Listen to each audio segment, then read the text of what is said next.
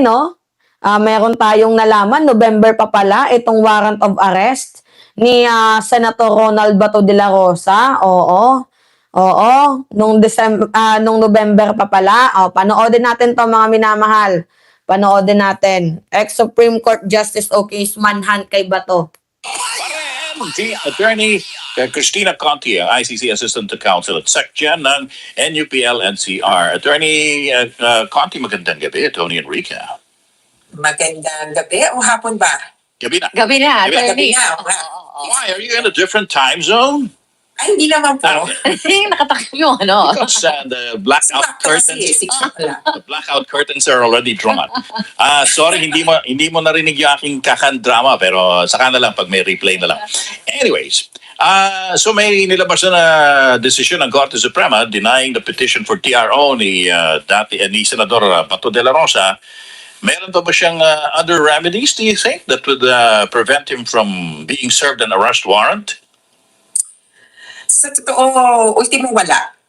Bottom line yan wala. Pero syempre, sa bahagi niya, pwede nang hintayin yung resolution on the merits nung kaso na yon.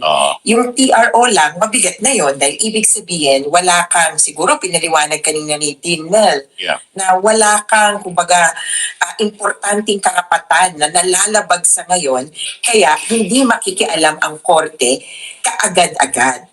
Kumbaga, yun yung epekto ng TRO eh. Ibig sabihin, tingin ng korte, walang ganun kabigat na karapatan na kailangang protektahan.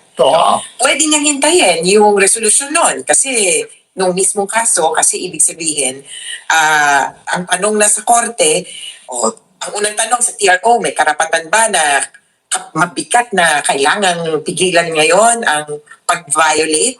Sa dulo, yung mismong on the merits, yun yung sinasabi niya na, ano ba itong warrant na to? It is not enforceable, it is not valid.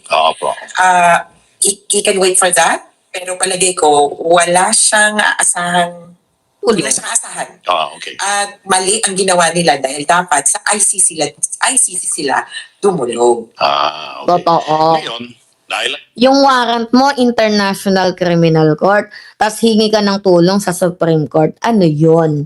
'Di ba? Walang ganon. Oo, genocides, war crimes, yung kaso mo. Tandaan mo ba to? Genocides, war crimes, yung kaso mo.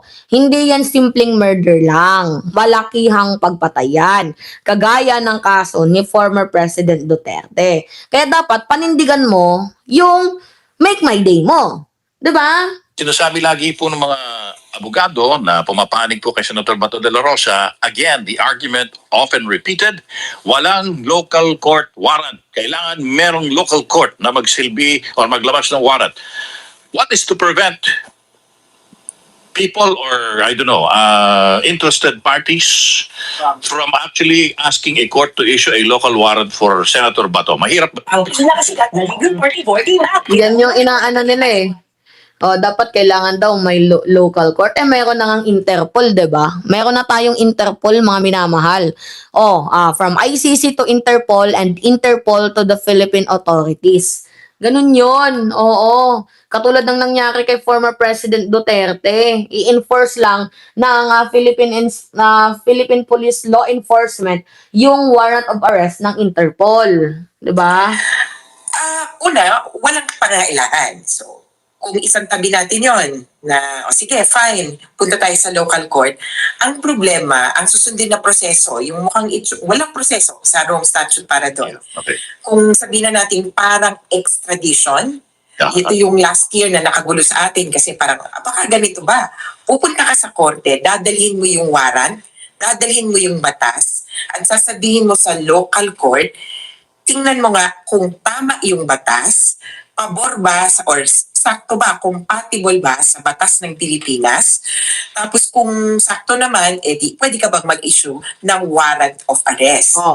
Yung visa ng warrant of arrest galing sa local court. Yes.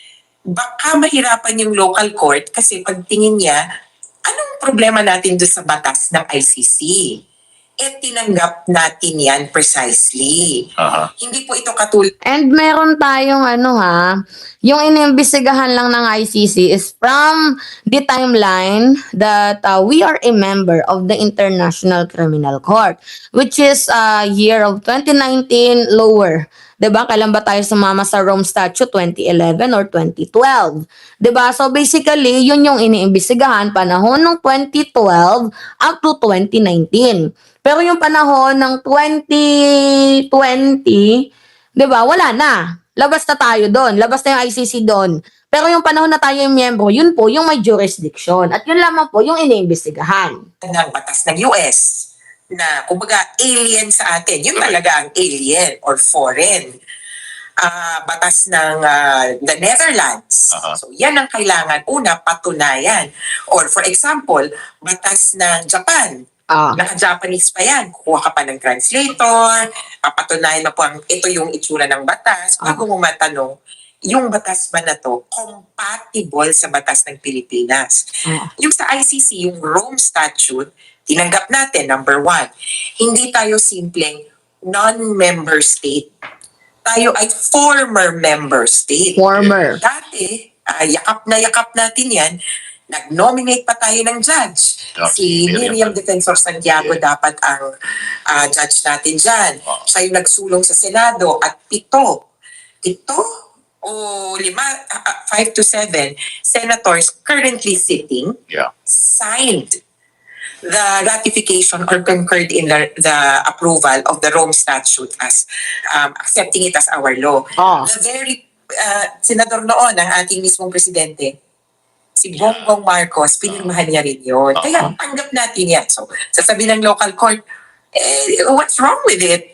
Kumbaga, hindi ako makakapag-issue ng domestic warrant kasi sabi sa batas, the warrant issued by the ICC should be enforceable.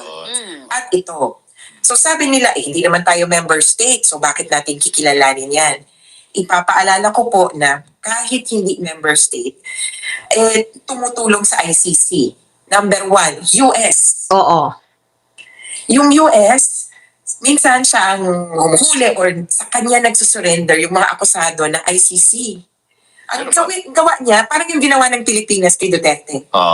Pagkahuli, turnover Surrender. sa korte. Ganon. Kasi ang argument niya, hindi ako beholden, hindi ako kailangang sumunod dun sa sinasabing yung Article 59 process, yung dadalhin sa local court, tapos ito'y malinaw. Kapag dinala sa local court, according to the Rome Statute, it is after the arrest and it is only for the verification of identity of the accused. Right. Sorry, Okay, go pardon. One quick question lang which has been bothering me, no? Yung warrant kasi na-unseal lang yon nung what day was that, partner? November November 6. November 6 in-issue o in-unseal? Parang, yung Inissue. Yung pag-unseal, recently lang, oo, nung, When a warrant from the ICC is sealed and it is supposed to be secret, not for public knowledge, pero nalaman at inihayag ng isang government official sa ating bansa, hindi ba breach of confidentiality yun? Hindi ba wala bang karampatang how do you say sanction yun kapag ikaw ay naglabas ng sealed warrant na walang pahintulot na ICC? Sa isang punto, opo, confidentiality nakalagay doon, kailangan respetuhin yon na hindi mo na ipapalabas. May objective yung pagiging secret niya at ang objective ay mahuli. Lumabas na nga hindi nahuli dahil nagka-warning. Kaya Salamat nga si Bato sa nag-warning sa kanya. Oo.